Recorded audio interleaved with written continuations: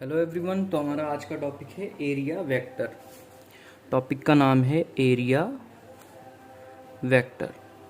तो देखिए area vector होता क्या है।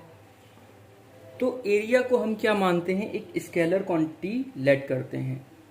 फॉर एग्जांपल अगर इस नोटबुक का कोई एरिया पूछे, इस नोटबुक का कोई एरिया पूछे तो हम क्या करेंगे, इसकी ब्रेथ और लेंथ को आपस में क्या करेंगे, मल्टीप्लाई कर देंगे। वैसे तो इसकी कोई डायरेक्शन नहीं होती, बट फिजिक्स में क्या करते हैं हम, फिजिक्स में कई चीज़ों को डिफाइन करने के लिए हम एरिया को कंसिडर कर लेते हैं, जिसे हम एरिया वेक्टर कहते हैं, जिसे वेक्टर क्वांटिटी की फॉर्म में हम कंसिडर करते हैं। फॉर एग्जांपल, तो अगर एरिया को हम वेक्टर क्वांटिटी की फॉर्म में क्या कर रहे हैं, लेट कर रहे हैं, तो इसकी डायरेक्शन क्या होगी। तो सबसे पहले हम प्लेन सरफेस की बात करेंगे। किसकी बात करेंगे, प्लेन सरफेस की। सपोज ये मेरे पास एक क्या है, प्लेन सरफेस है। क्या है, प्लेन सरफेस।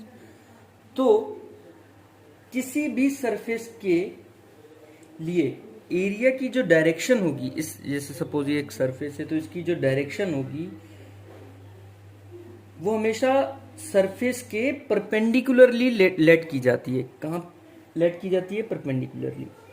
तो सरफेस के परपेंडिकुलर भी टू डायरेक्शन पॉसिबल है, एक इनवर्ड, एक इस साइड इनवर्ड हो गई, और एक इस साइड आउटवर्ड। बट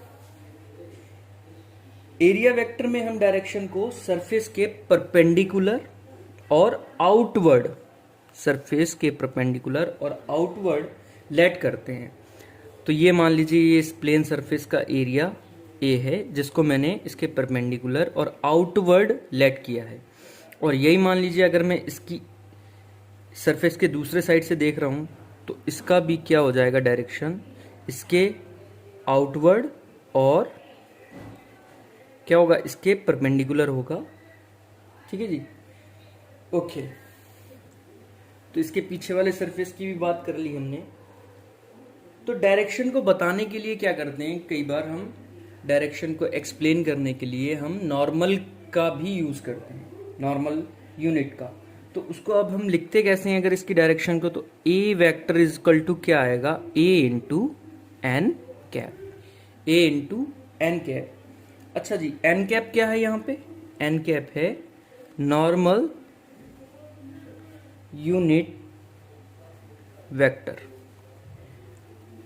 तो ये किसके लिए यूज किया जाता है, नॉर्मल यूनिट वेक्टर, ये सिर्फ और सिर्फ प्लेन की किसी भी डायरेक्शन की, एरिया की डायरेक्शन को बताने के लिए इसका यूज किया जाता है।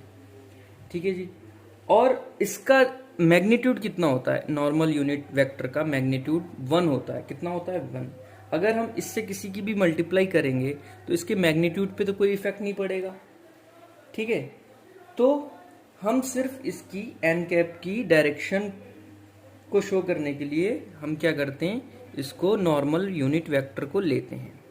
और इस सरफेस की क्या होगी, हमेशा आउटवर्ड होगी डायरेक्शन और परपेंडिकुलर होगी। अच्छा, ये तो हो गई एक प्लेन सरफेस की बात। इट मीन्स ये हमारे पास एक प्लेन था, उस सरफेस की बात की है। अगर हमारे पास एक ऐसा सरफेस हो या फिर ऐसा ऑब्जेक्ट हो जो कि टेढ़ा मेढ़ा हो, जो कि टेढ़ा मेढ़ा हो, ये प्लेन था और ये कैसा है, टेढ़ा मेढ़ा है। तो इस सरफेस की डायरेक्शन हम कैसे डिफाइन करेंगे, तो इस सरफेस की डायरेक्शन को डिफाइन करने के लिए हम क्या करेंगे, इस टेढ़े मेढ़े ऑब्जेक्ट पर सपोज इसको हम क्या कर लेंगे, छोटे से सरफेस में डिवाइड कर लेंगे, लेट कर लेंगे इसको छोटे से सरफेस पे। तो देखिए ये सारा सरफेस कैसा है, टेढ़ा मेढ़ा है, बट इतनी सी चीज की अगर हम बात करें तो ये एकदम प्लेन है। ये देखिए ये एकदम प्लेन है और इसको मैंने लेट किया है, तो इसकी डायरेक्शन क्या होगी, यानी कि सरफेस के परपेंडिकुलर और आउटवर्ड। क्या होगी, सरफेस के परपेंडिकुलर और आउटवर्ड। तो देखिए ये ds था और ये हो गया इसका एन कैप। एन कैप क्या शो करता है, सिर्फ उस एरिया वेक्टर की डायरेक्शन को। ओके गाइज, अब सपोज कीजिए मैं यहाँ पे एक एरिया डिवाइड कर ले रहा हूँ इतना सा, यहाँ पे एक एरिया लेट कर ले रहा हूँ, तो यहाँ पे इसकी डायरेक्शन क्या होगी, यहाँ पे भी क्या होगी, सरफेस के परपेंडिकुलर और आउटवर्ड होगी। और सपोज अगर मैं यहाँ पे भी कर लेता हूँ एक एरिया ds मान लेता हूँ, ठीक है जी, तो इसके परपेंडिकुलर और आउटवर्ड होगी इसकी डायरेक्शन। ओके गाइज, अब देखिए ये तो हो गया इसके टेढ़े मेढ़े सरफेस की बात। ओके जी, अब एक और चीज ध्यान रखिएगा कि ऐसा कोई रूल नहीं है फिजिक्स में कि हम ये आउटवर्ड ही क्यों ले रहे हैं या फिर मतलब इनवर्ड क्यों नहीं लिया।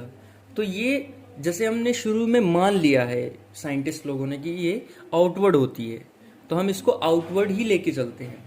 ठीक है, आप चाहो तो न्यूमेरिकल्स में क्या करते हो या फिर किसी इस टाइप के क्वेश्चन में क्या करते हो, अगर सपोज ये एक प्लेन सरफेस है और अगर आपने उसकी डायरेक्शन इनसाइड मान ली है तो आप उसी डायरेक्शन को लेके चलें। अगर सपोज आप इस साइड मान रहे हो तो इसी चीज को लेके हम चलेंगे।